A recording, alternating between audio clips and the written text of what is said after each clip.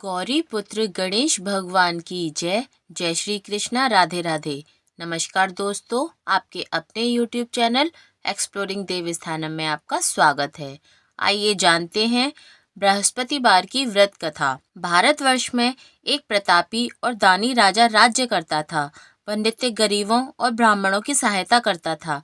यह बात उसकी रानी को अच्छी नहीं लगती थी। वह न ही गरीबों को दान देती और न ही भगवान का पूजन करती थी और राजा को भी दान देने से मना करती थी।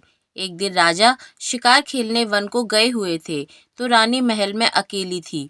उसी समय बृहस्पति देव साधु वेश में राजा के महल में भिक्षा लेने के लिए गए और भिक्षा मांगी।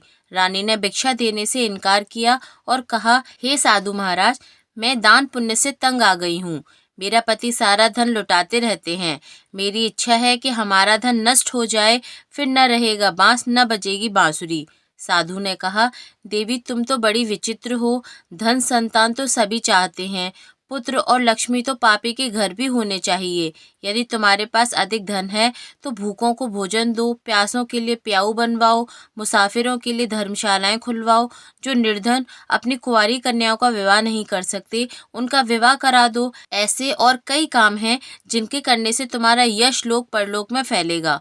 परंतु रानी पर उपदेश का कोई प्रभाव न पड़ा। वह बोली, महाराज आप मुझे कुछ न समझाइए।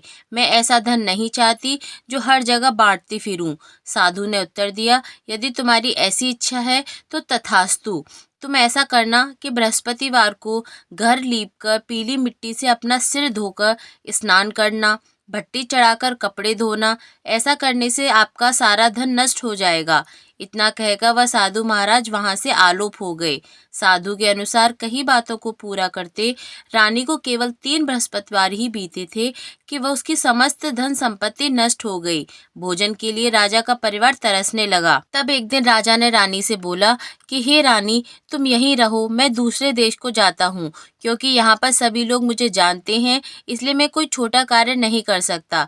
ऐसा कहकर राजा परदेश चला गया। वहाँ वह जंगल से लकड़ी काट कर लाता और शहर में बेचता। इस तरह वह अपना जीवन व्यतीत करने लगा। इधर राजा के परदेश जाते ही रानी और दासी दुखी रहने लगी। एक बार जब रानी और दासी को 7 दिन तक बिना भोजन के रहना पड़ा तो रानी ने अपनी दासी से कहा, हे दासी, पास ही के नगर में मेरी बहन रहती है, वह बड़ी धनवान है।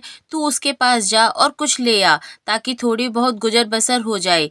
दासी रानी की बहन के पास गई। उस दिन गुरुवार था और रानी की बहन उस समय बृहस्पतिवार व्रत की कथा सुन रही थी। दासी ने रानी की बहन को अपनी रानी का संदेश दिया, लेकिन रानी की बड़ी बहन ने कोई उत्तर नहीं दिया। जब दासी को रानी की बहन से कोई उत्तर नहीं मिला तो वह बहुत दुखी हुई और उसे क्रोध भी आया। दासी ने वापस आकर रानी को सारी बात बता दी। सुनकर रानी ने अपने भाग्य को कोसा। उधर रानी की बहन ने सोचा, मेरी बहन की दासी आई थी परंतु मैं उससे नहीं बोली, इससे वह बहुत दुखी हुई होगी। कथा सुनकर और पूजन समाप्त करके वह अपनी बहन के घर आई और कहने लगी, बहन, मैं बृहस्पतिवार का व्रत कर रही थी। तुम्हारी दासी मेरे घर आई थी, परंतु जब तक कथा होती है तब तक न तो उठते हैं और न ही बोलते हैं, इसलिए मैं नहीं बोली। कहो दासी, क्यों गई थी? रानी बोली, बहन तुमसे क्या छिपाऊं, मेरे घर में खाने तक को अनाज नहीं था। ऐसा कहते कहते रानी की आंखें भर आईं। उसने दासी समेत पिछले 7 दिनों से भूखे रहने तक की बात अपनी बहन को विस्तार पूर्वक सुना दी। रानी की बहन बोली, देखो बहन, भगवान बृहस्पति देव सबकी मनोकामना पूर्ण करते हैं। देखो, शायद तुम्हारे घर में अनाज रखा हो। पहले तो रानी को विश्वास नहीं हुआ, पर बहन के आग्रह करने पर उसने अपनी दासी को अंदर भेजा तो उसे सचमुच अनाज से भरा एक घड़ा मिला। वह देखकर रानी को बड़ी हैरानी हुई। दासी रानी से कहने लगी, हे रानी, जब हमको भोजन नहीं मिलता तो हम व्रत ही तो करते हैं, इसलिए क्यों न इनसे व्रत और कथा की विधि पूछ ली जाए ताकि हम भी व्रत कर सकें। तब रानी ने अपनी बहन से बृहस्पतिवार व्रत के बारे में पूछा। उसकी बहन ने बताया, बृहस्पतिवार के व्रत में चने की दाल और मुनक्का से विष्णु भगवान का केले की जड़ में पूजन करें तथा दीपक जलाएं, व्रत कथा सुने और पीला भोजन ही करें, इससे बृहस्पति देव प्रसन्न होते हैं। व्रत और पूजन विधि बताकर रानी की बहन अपने घर को लौट आई। 7 दिन के बाद जब गुरुवार आया तो रानी और दासी ने व्रत रखा। घुड़साल में जाकर चना और गुड़ लेकर आई, फिर उससे केले की जड़ तथा विष्णु भगवान का पूजन किया। अब पीला भोजन कहाँ से आए, इस बात को लेकर दोनों बहुत दुखी थे। चूंकि उन्होंने व्रत रखा था, इसलिए बृहस्पति देव उनसे प्रसन्न थे। इसलिए वे एक साधारण व्यक्ति का रूप धारण कर 2 थालों में सुंदर पीला भोजन दासी को दे गए। भोजन पाकर दासी प्रसन्न हुई और फिर रानी के साथ मिलकर भोजन ग्रहण किया। उसके बाद वे सभी गुरुवार को व्रत और पूजन करने लगे। बृहस्पति देव भगवान की कृपा से उनके पास फिर से धन संपत्ति आ गई, परंतु रानी फिर से पहले की तरह आलस्य करने लगी। तब दासी बोली, देखो रानी, तुम पहले भी इस प्रकार आलस्य करती थी, तुम्हें धन रखने में कष्ट होता था। इन सभी कारण से धन नष्ट हो गया और अब जब भगवान बृहस्पति देव की कृपा से धन मिला है तो तुम्हें फिर से आलस्य हो रहा है।